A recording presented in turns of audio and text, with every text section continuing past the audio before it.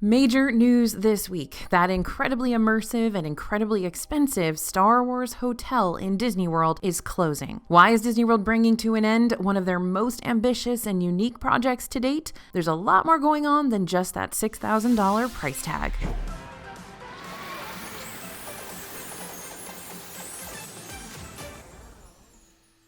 Hey everybody, it's AJ for Disney Food Blog. The Star Wars Galactic Star Cruiser may only have celebrated its one-year anniversary 2 months ago, but this experiment will be short-lived as Disney has announced that the 2-day immersive experience/hotel will be closing later this year. So what happened? Is this a major failure on Disney's part? Did they misjudge their audience? We're taking a look at what went wrong and what went right.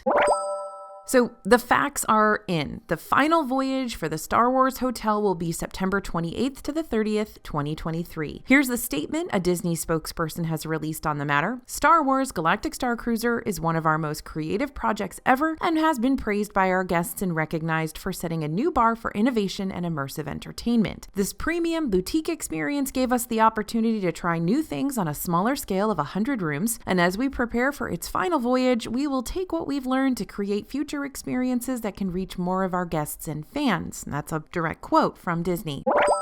So what is or was the Galactic Star Cruiser? Let's start with that. This question might be one of the main reasons why this thing never really caught on. It's really hard to understand what you're going to get. Star Wars Galactic Star Cruiser is a 2-day, 2-night, all-inclusive, totally immersive, part murder mystery dinner theater, part escape room, part cruise, part choose-your-own-adventure game, and it's all set within the Star Wars universe, specifically the events happening between the last 2 films of the sequel trilogy. But if you ask people who've been on it, that explanation doesn't really capture what the experience really is. It's something really hard to explain, especially to someone who isn't interested in role-play games or immersive theater. The marketing surrounding Galactic Star Cruiser didn't quite manage to show you what to expect, especially in the first few promo spots. Disney actually scrapped their initial first look promos due to the incredibly negative backlash, and the reputation of the Star Cruiser never really recovered after that. So why is it closing?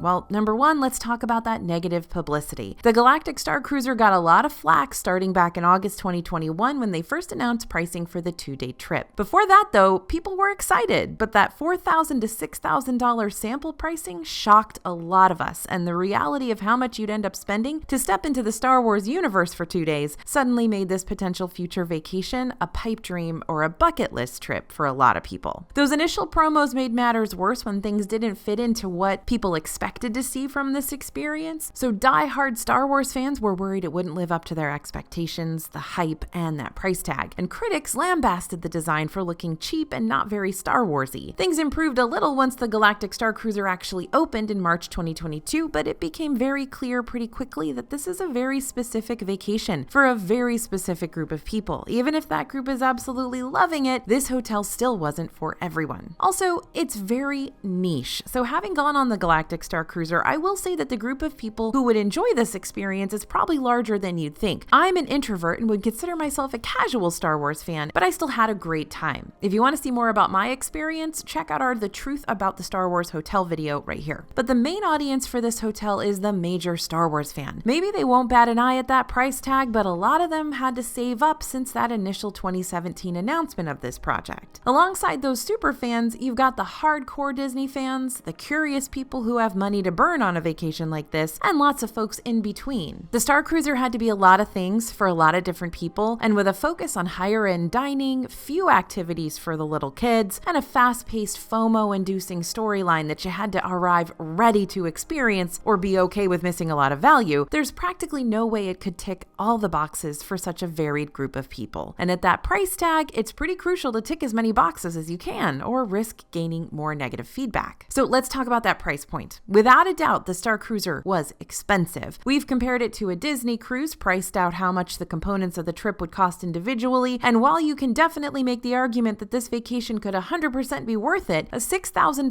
2-day trip for a group of 4 is still a tough pill to swallow. Disney has been offering discounts for some affinity groups. Disney Vacation Club, Disney Visa card holders, and annual pass holders all had offers of 30% off for dates into September. This may have been a test to see if lower prices could actually help fill bookings, as this is Disney's bread and butter group of vacationers who are more likely to take advantage of a discount than a wider audience. Reduced pricing paired with reducing the number of sailings was already starting to sound some alarms that this hotel might not be doing quite as well as Disney had hoped. Originally, the Star Cruiser had check-ins throughout the week, but that got bumped down to just a couple of sailings a week earlier this year. And cue the negative publicity once again. Fact of the matter is, this is an incredibly complex operation to run, and the costs for Disney were likely starting to become a stress point. Plus, when you have a groundswell of negativity around this particular hotel, it's very, very hard to overcome that. And finally, let's talk complexity. The Star Cruiser experience spans technically 3 days. You check in at 1 p.m. on the first day, spend 2 nights at the hotel, and check out by 10 a.m. on day 3. The entire cast, including most, if not all, of the wait staff, guest relations cast members, basically anyone you would interact with during your stay, including the cast of main characters, was the same for the entire duration. With stories that take 2 days to tell and a full cast of 8 main characters, it's tough to ensure continuity for the guests and create a sustainable work schedule with enough backup performers to keep the whole thing running. The Walt Disney Company is in the midst of some rough times right now, in addition to this, with streaming and general film production revenue down in the past few quarters. The theme parks are still the same moneymakers they've always been, but demand for Disney World vacations is starting to weaken. Disney World may be tightening the belt for a time to prepare for the immediate future when fewer people may be visiting the theme parks, and so the Galactic Star Cruiser was first to the chopping block. And don't forget, Disney promised investors earlier this year they'd be cutting costs by $5.5 billion, but with stock prices continuing to fall, streaming continuing to be a loss leader, the company doesn't have room to be running more operations at a loss right now. In the wake of 6,000 employee layoffs and the decision to cancel Disney's Lake Nona office project in Orlando, Disney is definitely reining in spending and reducing budgets across the company, even in the theme park sectors, which have traditionally performed well and kept the rest of the company afloat.